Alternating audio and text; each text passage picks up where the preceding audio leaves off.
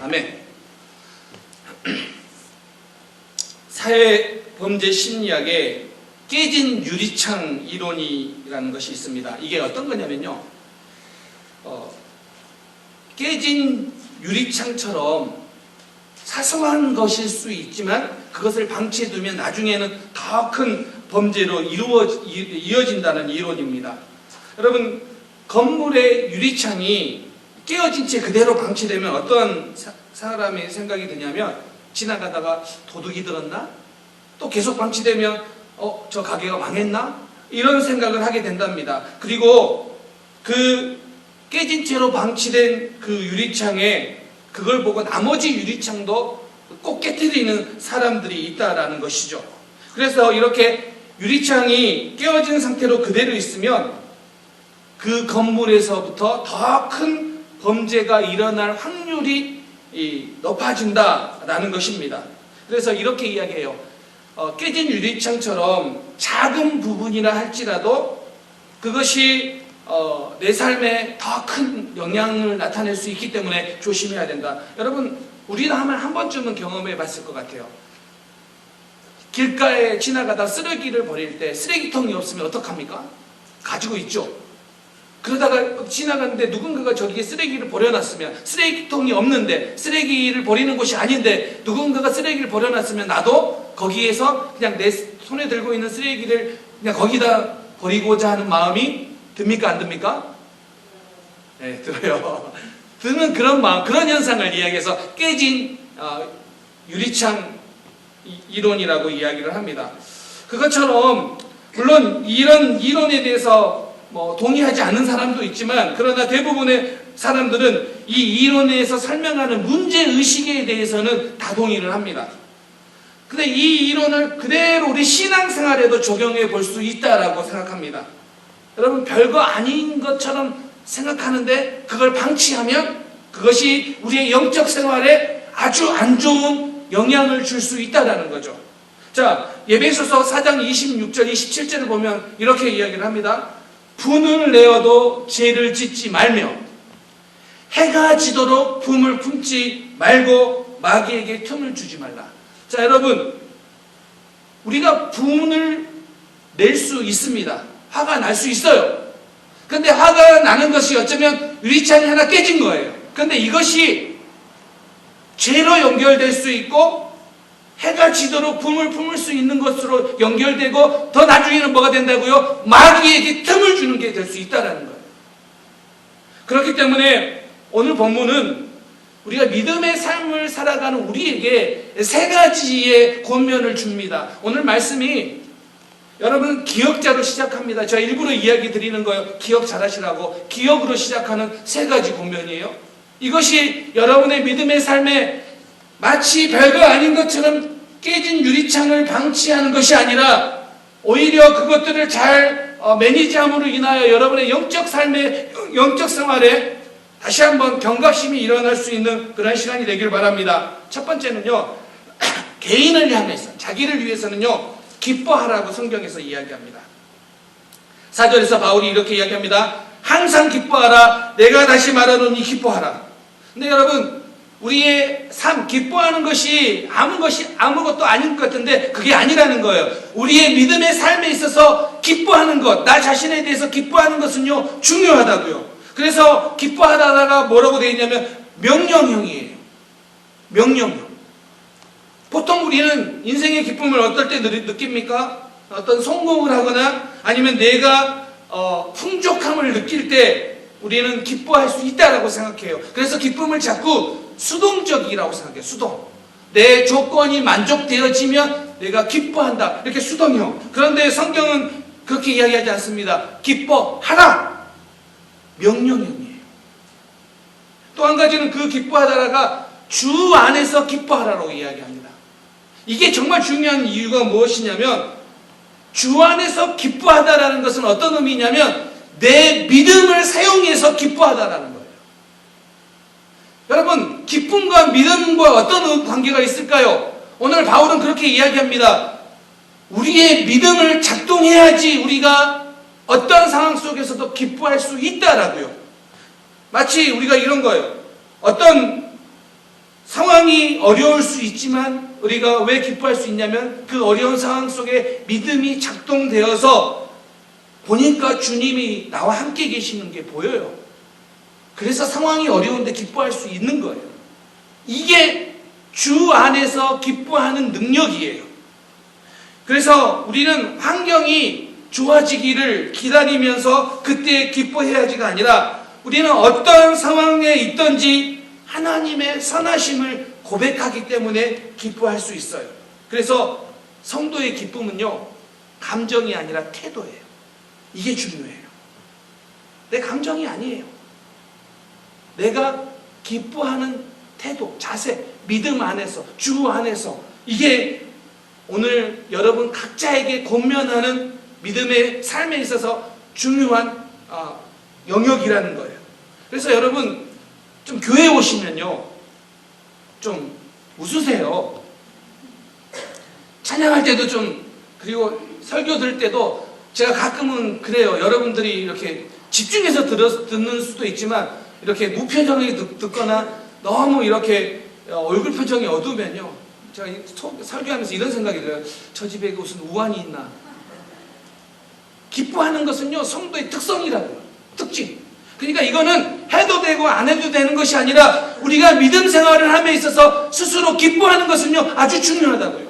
그래서 여러분 예배가 끝나고 성도들 교제할 때도 될 수 있으면 서로 기뻐하시기 바랍니다. 오늘 끝나고 좀 여러분이 서로 기뻐할 수 있는 일들이 어떤 상황이 아니라 믿음이 작동되기 때문에 정말 하나님께서 주시는 그 기쁨이 무엇인지 내 안에서 일어나서 나누고 또 넘치는 그러한 우리 공동체 되기를 주님의 이름으로 축원합니다. 자, 두 번째는요, 주 안에서 기뻐하는 사람은 다른 사람을 향하여, 타인을 향하여 어떤 자세를 가져야 되느냐? 관용을 베풀라라고 이야기합니다. 오늘 말씀에서도 그렇게 이야기하지 않습니까? 5절에서 너희 관용을 모든 사람에게 알게 하라. 자, 이게 어떤 의미냐면 여러분 여기에서 관용이라는 에피에이케스라는 이 단어가 그냥 다른 사람을 이렇게 품어라 하는 정도가 아니에요. 자기 자신의 어떤 법적인 권리를 주장하지 않는 것이 관용을 베푸는 거예요. 여러분, 그래서 관용을 베푸는 것은요, 내가 마음이 넓기 때문에 베풀어야 되는 것이 아니라 우리의 믿음 생활을 위해서, 우리의 영적인 삶에 있어서 관용을 베푸는 태도는 중요하다고 이야기하는 거예요. 한번 여러분에게 묻고 싶습니다. 여러분들은 여러분 마음에 좀 들지 않는 사람들을 얼마만큼 품고 계십니까? 이게 믿음의 영역이 아닌 것 같은데, 이게 그냥 감정 영역이고 관계의 영역 같은데 아니에요. 품으라고요. 관용하라고요. 여러분은 여러분 힘들게 하는 사람에 대해서 얼마만큼 넓게 대하고 있습니까? 왜 이 믿음의 삶을 권면하면서 타인에 대해서 관용하라고 하면요, 여러분 이렇게 살아가다 보면 우리가 관용을 베풀지 못해서 갈등하다가, 그 문제 때문에 갈등하다가 내가 힘들고 내가 그것 때문에 지치기도 하고 내가 그것 때문에 어두운 시간들을 보내서 오히려 그런 문제 때문에 내 영적인 생활에 영향을 주는 일들이 많다라는 거예요. 여러분, 어떤 일 때문에, 어떤 사람 때문에 여러분이 매여 있다면 그건 너무 비극이에요. 오늘 내가 다른 사람에게 관용을 베풀지 못했기 때문에 거기서부터 오는 감정이 어렵고 힘들고 때로는 지치고, 그래서 그 시간이 어두운 시간을 보내고 있다면 이게 누구에게 손해입니까? 누구에게 손해예요? 이게 누구에게 문제가 되는 겁니까? 그래서 성경은 오늘 뭐라고 이야기하냐면 가능한 모든 사람에게 관용을 베풀라고요. 왜 이렇게 이야기하냐면요, 주께서 가까우시니라. 주께서 가깝다는 이야기는 주님의 재림을 이야기해요. 주님의 재림이 가까이 이르렀는데 왜 관용을 베풀지 못하느냐? 아니, 주님의 재림을 생각한다면 내가 다른 사람에게 관용을 베풀지 못할 사람이 어디 있느냐? 이거예요. 한번 여러분 그렇게 생각해 보세요. 만약에 내가 내일 죽는다면 여러분은 아직 용서하지 못할 사람이 있으십니까? 아니 내일 죽는다고요. 그러면 오늘 누구 그래도 내가 죽어도 저 사람 용서 못해 할 사람이 있을 것 같아요? 여러분 그래요. 감사합니다. 예. 코로나 기간이 장기가 되면서 사람들의 마음의 여유가 좀 사라진 것 같아요. 오늘 사람들이 그래요. 우리도 알게 모르게 이 긴 시간들을 보내면서 우리도 여유가 점점 사라지는 것처럼 느껴질 때가 있다고요.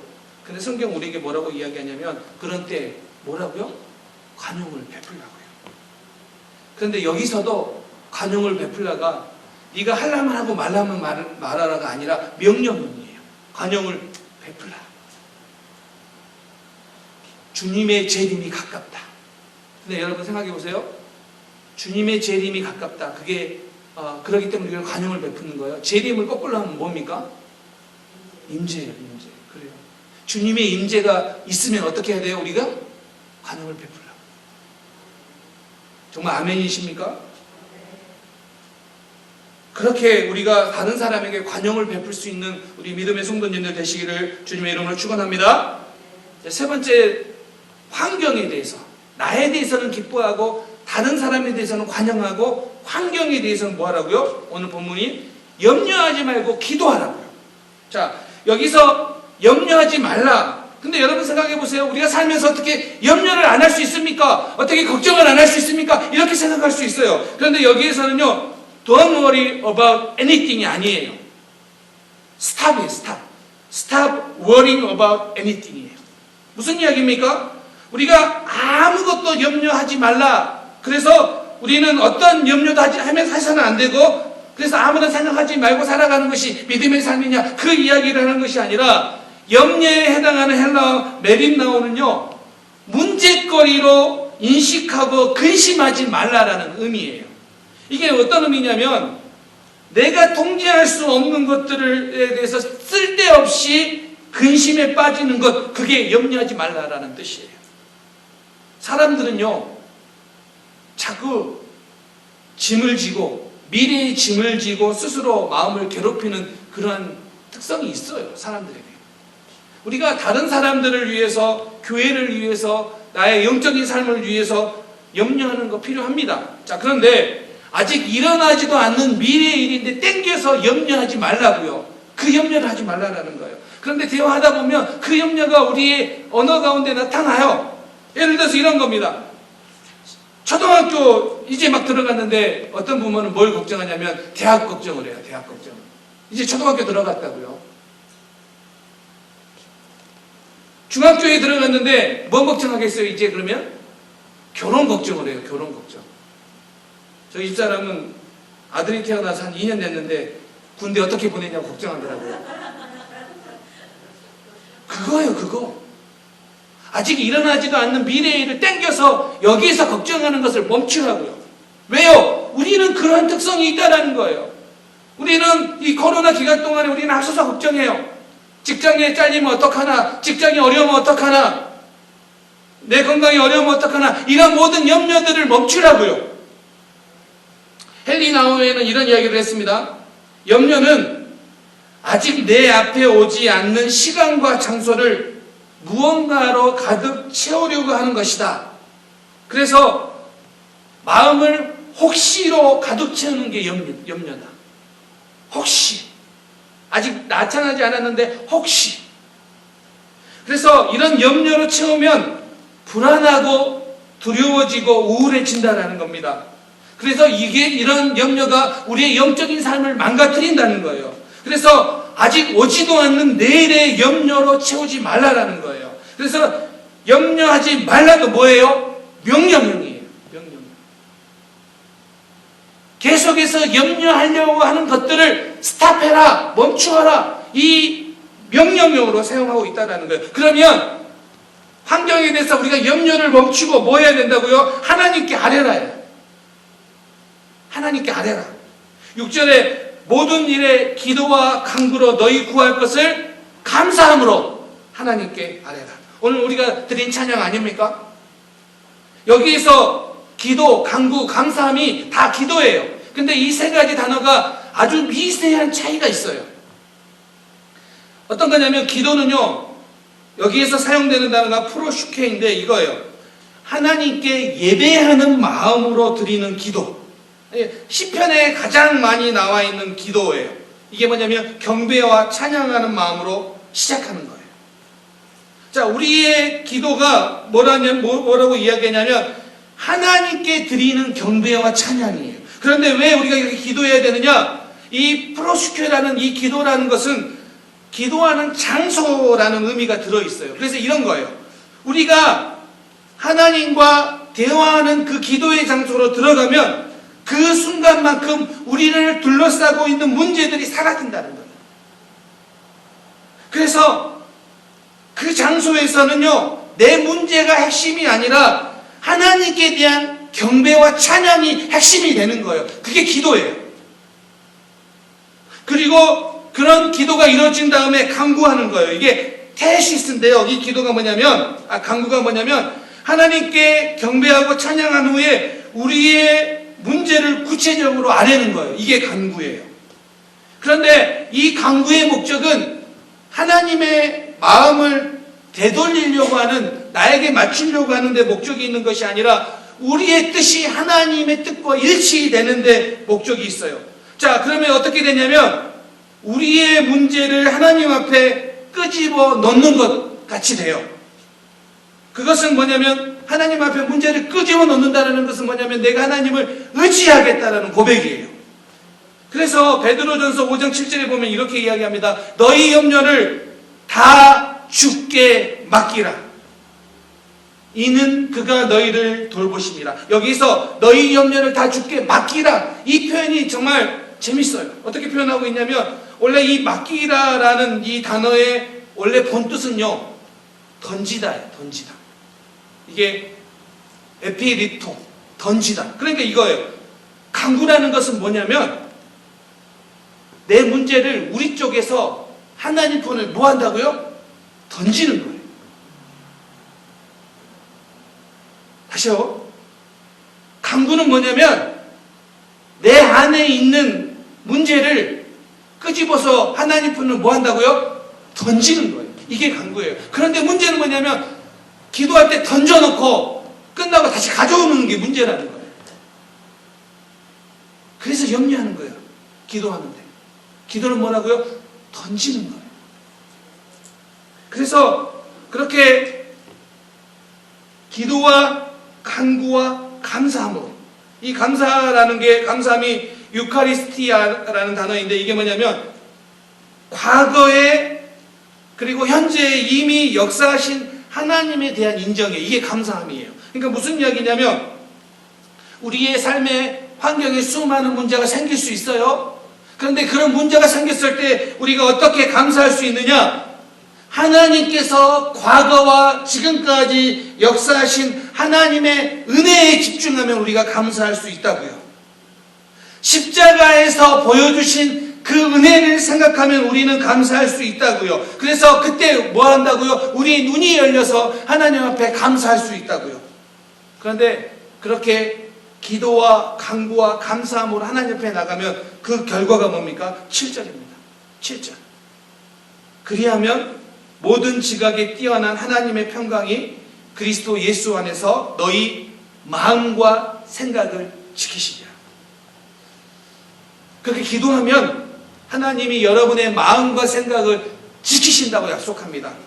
그런데 이 말씀을 좀 더 자세히 읽어보면 이런 생각이 들지 않으세요? 우리가 그렇게 기도하면 우리의 문제를 다 들어주신다라고 말씀하고 계시는 게 아니라 뭐라고요? 너희의 마음과 생각을 지키신다고요. 왜 하나님께서 우리의 마음과 생각을 지키신다고 약속하실까요? 왜냐하면 염려는 어디서 출발합니까? 마음에서 출발합니다. 염려는 마음에서 시작되는데 그것이 생각을 거치면 커져요. 커져요. 그래서 하나님께서 오늘 뭐라고 말씀하시냐면 그렇게 우리가 기도할 때 우리의 마음과 생각을 지킨다는 거예요. 이 지킨다는 게 군사 용어예요.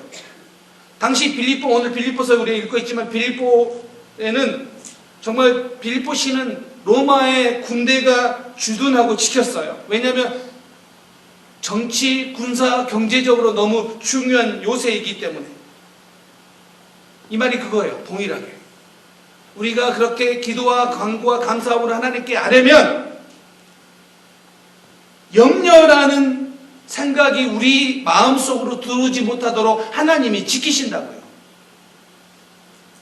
그 약속을 지금 하고 있는 거예요. 여러분, 우리는 이걸 잘 알 수 있어요. 시편을 보면 그래요. 시편을 보면 많은 시인들이 아픈 마음으로, 힘든 마음으로 하나님 앞에 울면서 나가요.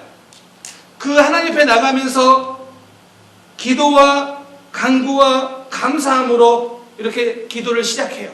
그렇게 아뢰기 시작해요. 그런데 그 기도 상황 속에서 시편의 많은 것들을 보면 발견할 수 있는 게 뭐냐면 상황은 바뀌지 않았어요. 그 시인의 환경은 변한 게 없어요. 그런데 그 기도의 마지막에 가서는 뭐를 이야기하고 있냐면 시인들이 거기에서 감격하고 승리를 확신해요. 왜요? 하나님이 기도할 때 그들의 마음과 생각을 지켜주시기 때문입니다. 그래서 하나님의 때에 하나님의 방법으로 승리해요. 그때까지 하나님이 지키세요. 그래서 여러분, 정말로 우리가 이 땅을 살아가는 동안에 왜 우리의 믿음이 중요하냐?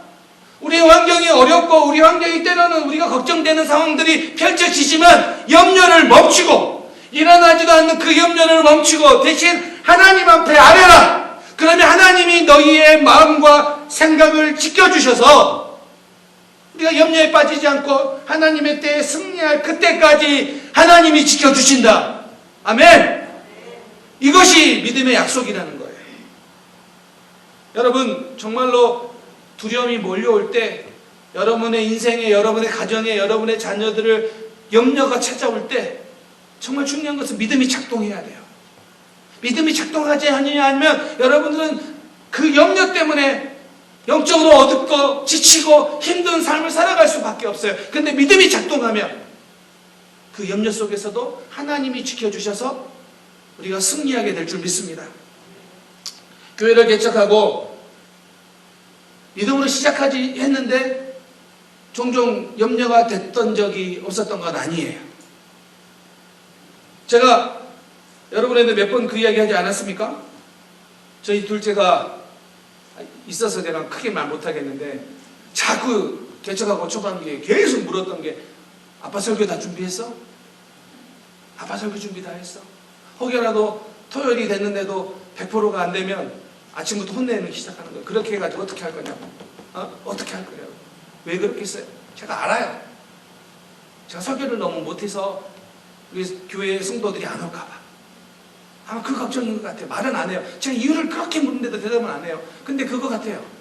그리고 이렇게 설교하지만 듣는 것 같아요. 몰래. 잘하고 있나?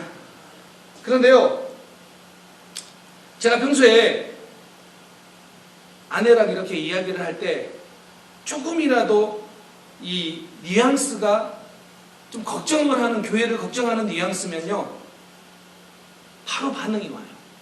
평소에는요, 제 한국말로 이야기하니까 잘 듣지도 않아요. 저희 말을. 그래서 보통 반응을 안 하는데 교회라는 단어만 나오면 귀가 들리나 봐요. 한국말이 잘. 그래가지고 저한테 물어요. 아빠 누가 어렵대요? 누가 힘들래요? 이렇게 물어요. 그래서 제가 될 수 있으면 애들 앞에서 그런 걱정되는 말을 안 하려고 해요. 그래서 이제 안 해요. 잘.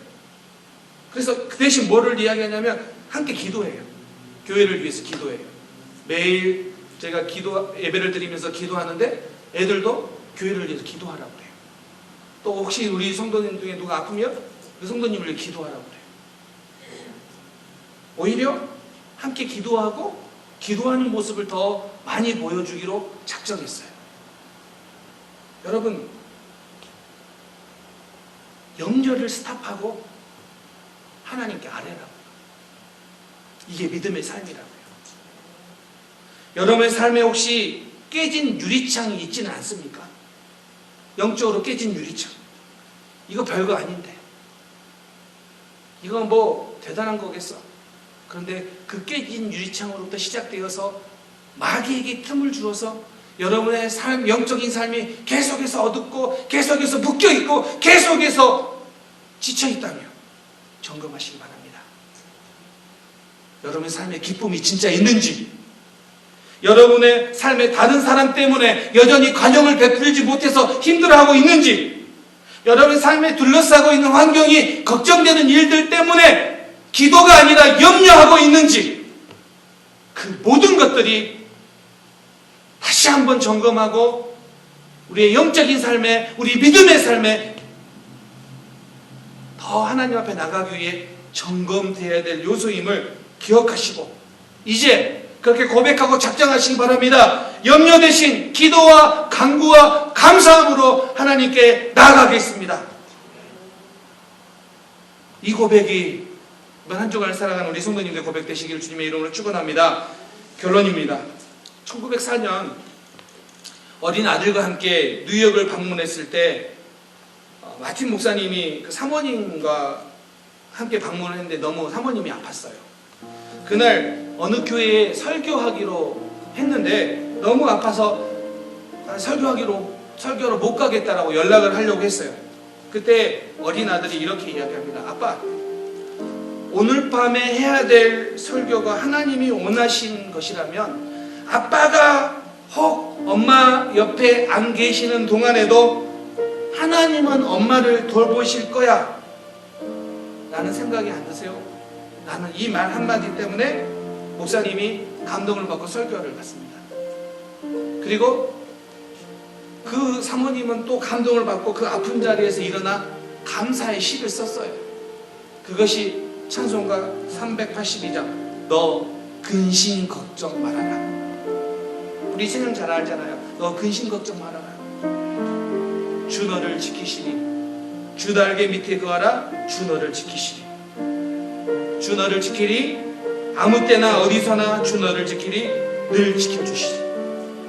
이번 한 주간 우리가 믿음으로 그렇게 결단하고 살아가는 동안에 하나님이 여러분을 지키시기 때문에 근심 걱정이 아니라 하나님께 아래로 나가는 그런 결단이 우리 사랑하는 성도님들 삶 가운데 나타나기를 주님의 이름으로 축원합니다. 아멘. 기도하겠습니다. 이 시간 기도할 때